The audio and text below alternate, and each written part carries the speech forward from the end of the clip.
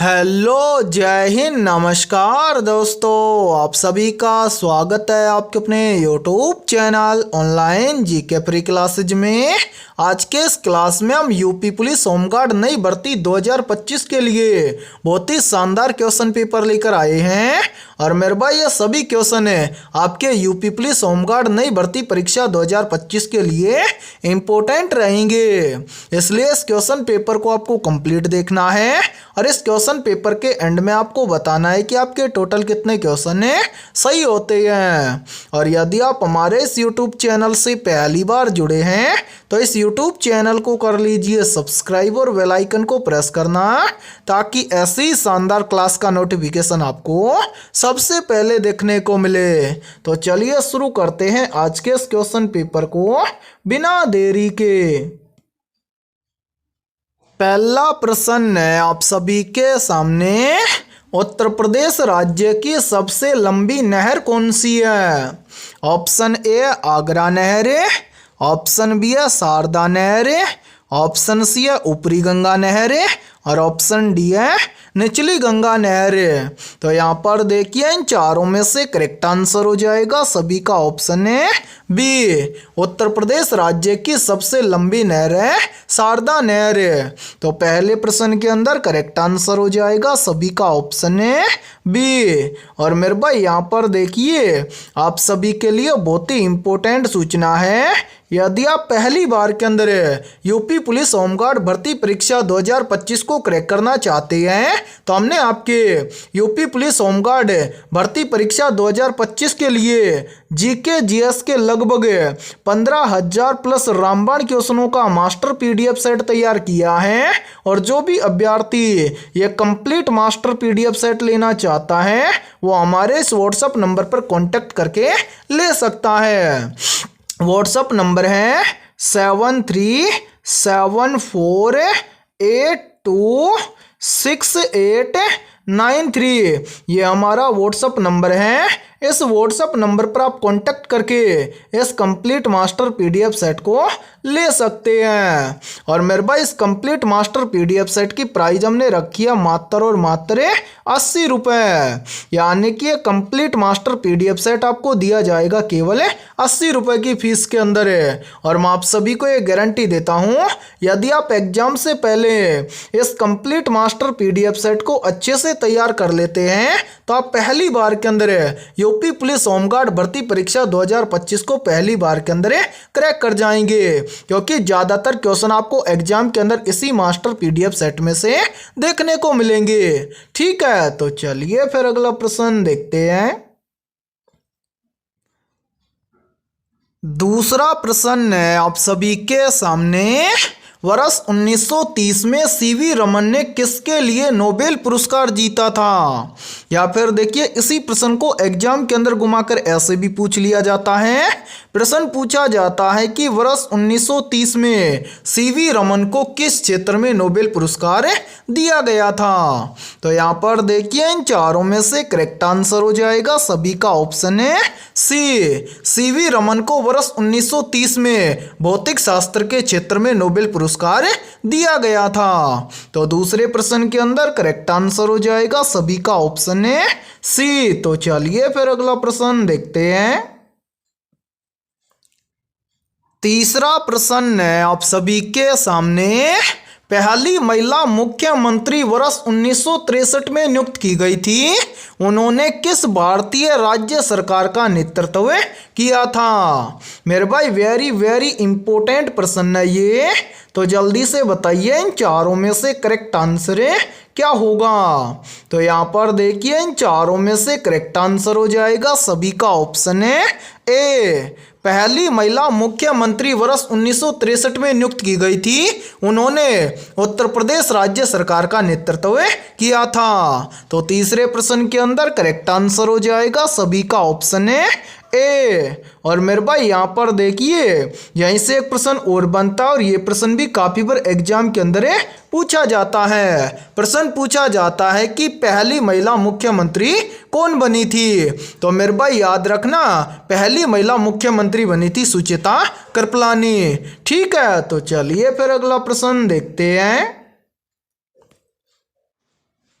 चौथा प्रश्न है आप सभी के सामने, रक्त समूह प्रणाली की खोज किसने की थी? तो यहाँ पर देखिए इन चारों में से करेक्ट आंसर हो जाएगा सभी का ऑप्शन है डी। रक्त समूह प्रणाली की खोज की थी वैज्ञानिक कार्ल एंड स्टीनर ने। तो चौथे प्रश्न के अंदर करेक्ट आंसर हो जाएगा सभी का ऑप्शन है डी। और मेरे भाई इस क्लास के अंदर आपको एंड तक बने रहना है, क्योंकि इस क्लास के अंदर हमने बहुत ही शानदार क्वेश्चनों को कवर किया है। ठीक है, तो चलिए फिर अगला प्रश्न देखते हैं। पांचवा प्रश्न है आप सभी के सामने, उत्तर प्रदेश के किस शहर में कैलाश मेला आयोजित किया जाता है? ऑप्शन ए आगरा शहर में, ऑप्शन बी है वाराणसी शहर में, ऑप्शन सी है कानपुर शहर में, और ऑप्शन डी है लखनऊ शहर में। तो यहाँ पर देखिए इन चारों में से करेक्ट आंसर हो जाएगा सभी का ऑप्शन है ए। उत्तर प्रदेश के आगरा शहर में कैलाश मेले का आयोजन किया जाता है। तो पांचवें प्रश्न के अंदर करेक्ट आंसर हो जाएगा सभी का ऑप्शन है ए। तो चलिए फिर अगला प्रश्न देखते हैं। छठा प्रश्न है आप सभी के सामने, वर्ष 1937 से वर्ष 1950 तक उत्तर प्रदेश को किस नाम से जाना जाता था? ऑप्शन ए उत्तर प्रदेश के नाम से, ऑप्शन बी संयुक्त प्रांत के नाम से, ऑप्शन सी उत्तरी प्रांत के नाम से, और ऑप्शन डी है इनमें से कोई नहीं। तो यहाँ पर देखिए इन चारों में से करेक्ट आंसर हो जाएगा सभी का ऑप्शन है बी। वर्ष 1937 से वर्ष 1950 तक उत्तर प्रदेश को संयुक्त प्रांत के नाम से जाना जाता था। तो छठे प्रश्न के अंदर करेक्ट आंसर हो जाएगा सभी का ऑप्शन है बी। और मेरे भाई ये प्रश्न बहुत ही इंपॉर्टेंट प्रश्न है, चाहे तो आप इस प्रश्न का स्क्रीनशॉट भी ले सकते हैं या फिर इस प्रश्न को अपनी नोटबुक के अंदर आप नोट भी कर सकते हैं, क्योंकि यूपी पुलिस होमगार्ड भर्ती परीक्षा के अंदर इसी टाइप के प्रश्न बार बार एग्जाम के अंदर रिपीट होते हैं। ठीक है, तो चलिए फिर अगला प्रश्न देखते हैं। सातवां प्रश्न है आप सभी के सामने, उत्तराखंड राज्य किस वर्ष अस्तित्व में आया था? ऑप्शन ए वर्ष 2000 में, ऑप्शन बी वर्ष 1991 में, ऑप्शन सी वर्ष 2016 में, और ऑप्शन डी है वर्ष 2011 में। तो यहाँ पर देखिए इन चारों में से करेक्ट आंसर हो जाएगा सभी का ऑप्शन है ए। उत्तराखंड राज्य वर्ष 2000 में अस्तित्व में आया था। तो सातवें प्रश्न के अंदर करेक्ट आंसर हो जाएगा सभी का ऑप्शन है ए। तो चलिए फिर अगला प्रश्न देखते हैं। आठवां प्रश्न है आप सभी के सामने, स्वतंत्रता संग्राम 1857 का सिपाही विद्रोह किस शहर में हुआ था? ऑप्शन ए है झांसी शहर में, ऑप्शन बी है हैदराबाद शहर में, ऑप्शन सी है दिल्ली शहर में, और ऑप्शन डी है मेरठ शहर में। तो यहाँ पर देखिए इन चारों में से करेक्ट आंसर हो जाएगा सभी का ऑप्शन है डी। स्वतंत्रता संग्राम 1857 का सिपाही विद्रोह हुआ था मेरठ शहर में। तो आठवें प्रश्न के अंदर करेक्ट आंसर हो जाएगा सभी का ऑप्शन है डी। तो चलिए फिर अगला प्रश्न देखते हैं। नौवां प्रश्न है आप सभी के सामने, लावणी किस भारतीय राज्य का प्रसिद्ध लोक नृत्य है? ऑप्शन ए उत्तर प्रदेश राज्य का, ऑप्शन बी है महाराष्ट्र राज्य का, ऑप्शन सी है सिक्किम राज्य का, और ऑप्शन डी है तमिलनाडु राज्य का। तो जल्दी से बताइए इन चारों में से करेक्ट आंसर क्या होगा। आप सभी से पूछा गया है लावणी किस भारतीय राज्य का प्रसिद्ध लोक नृत्य है। तो यहाँ पर देखिए इन चारों में से करेक्ट आंसर हो जाएगा सभी का ऑप्शन है बी। लावणी महाराष्ट्र राज्य का प्रसिद्ध लोक नृत्य है। तो नौवें प्रश्न के अंदर करेक्ट आंसर हो जाएगा सभी का ऑप्शन है बी। तो चलिए फिर अगला प्रश्न देखते हैं। 10वां प्रश्न है आप सभी के सामने, निम्नलिखित में से स्वतंत्र भारत के पहले रक्षा मंत्री कौन थे? तो यहाँ पर देखिए इन चारों में से करेक्ट आंसर हो जाएगा सभी का ऑप्शन है सी, यानी कि स्वतंत्र भारत के पहले रक्षा मंत्री थे बलदेव सिंह। तो 10वें प्रश्न के अंदर करेक्ट आंसर हो जाएगा सभी का ऑप्शन है सी। और मेरे भाई यहाँ पर देखिए, यदि ये क्लास आपको पसंद आ रही है तो जल्दी से एक बार इस क्लास को लाइक कर दीजिए, और यदि आप हमारे इस YouTube चैनल से पहली बार जुड़े हैं तो इस YouTube चैनल को कर लीजिए सब्सक्राइब और बेल आइकन को प्रेस करना, ताकि ऐसी शानदार क्लास का नोटिफिकेशन आपको सबसे पहले देखने को मिले। तो चलिए फिर अगला प्रश्न देखते हैं। 11वां प्रश्न है आप सभी के सामने। सरदार वल्लभ भाई पटेल की प्रतिमा स्टैच्यू ऑफ यूनिटी किस नदी पर स्थित है? ऑप्शन ए है नर्मदा नदी पर है, ऑप्शन बी है साबरमती नदी पर है, ऑप्शन सी है तापी नदी पर है, और ऑप्शन डी है माही नदी पर है। तो यहाँ पर देखिए इन चारों में से करेक्ट आंसर हो जाएगा सभी का ऑप्शन है ए, सरदार वल्लभ भाई पटेल की प्रतिमा स्टैच्यू ऑफ यूनिटी नर्मदा नदी पर स्थित है। तो 11वें प्रश्न के अंदर करेक्ट आंसर हो जाएगा सभी का ऑप्शन है ए। और मेरे भाई ये प्रश्न बहुत ही इंपॉर्टेंट प्रश्न है, इस प्रश्न पर आप स्टार जरूर लगा लेना, और साथ में इस प्रश्न को अपनी नोटबुक के अंदर आप नोट भी जरूर कर लेना, क्योंकि इसी टाइप के प्रश्न आपके एग्जाम के अंदर बार बार रिपीट होते हैं। ठीक है, तो चलिए फिर अगला प्रश्न देखते हैं। 12वां प्रश्न है आप सभी के सामने। द्रवों का घनत्व मापने के लिए किस उपकरण का उपयोग किया जा सकता है? या फिर देखिए इसी प्रश्न को एग्जाम के अंदर घुमाकर ऐसे भी पूछ लिया जाता है।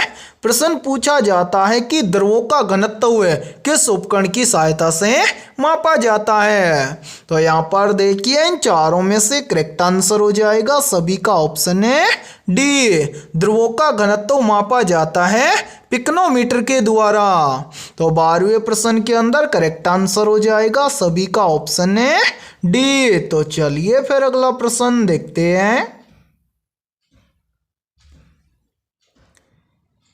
13वां प्रश्न है आप सभी के सामने। बरसाना की होली खाली स्थान के साथ खेली जाती है। ऑप्शन ए है डंडे के साथ, ऑप्शन बी है दूध के साथ, ऑप्शन सी है पत्थर के साथ, और ऑप्शन डी है इनमें से कोई नहीं। तो यहाँ पर देखिए इन चारों में से करेक्ट आंसर हो जाएगा सभी का ऑप्शन है ए, बरसाना की होली खेली जाती है डंडे के साथ। तो 13वें प्रश्न के अंदर करेक्ट आंसर हो जाएगा सभी का ऑप्शन है ए। तो चलिए फिर अगला प्रश्न देखते हैं। 14वां प्रश्न है आप सभी के सामने। उत्तर प्रदेश में आयोजित कंपिल मेला किस समुदाय से जुड़ा हुआ है? मेरे भाई वेरी इंपॉर्टेंट और सिलेक्टेड क्वेश्चन है, तो जल्दी से बताइए इन चारों में से करेक्ट आंसर क्या होगा।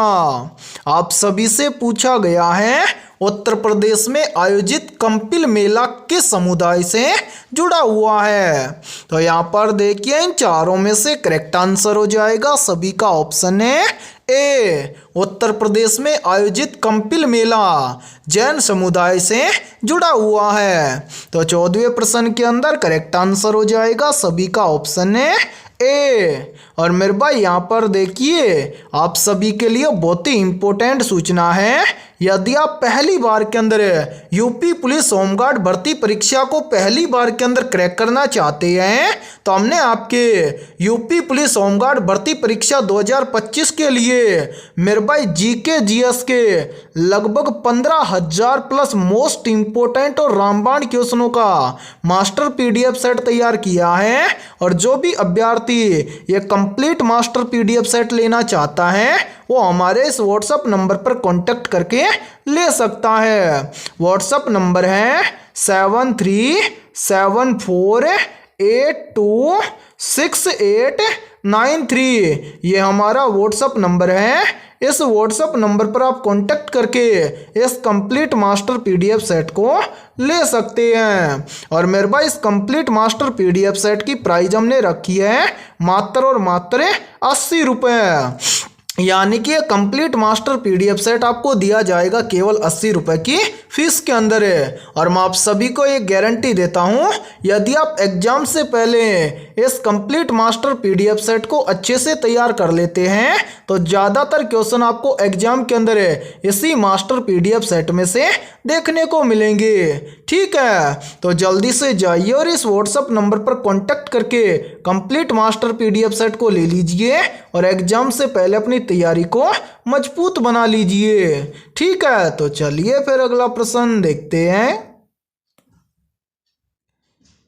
15वां प्रश्न है आप सभी के सामने, भारतीय संविधान सभा के स्थायी अध्यक्ष कौन थे?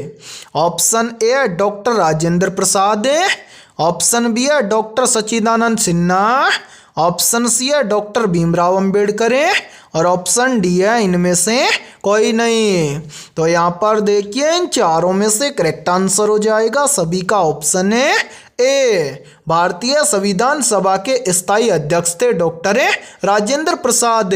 तो 15वें प्रश्न के अंदर करेक्ट आंसर हो जाएगा सभी का ऑप्शन है ए। तो मेरे भाई आज की इस क्लास के अंदर इतना ही, फिर मिलते हैं ऐसे बेहतरीन और शानदार क्वेश्चनों के साथ नेक्स्ट क्लास में। ठीक है।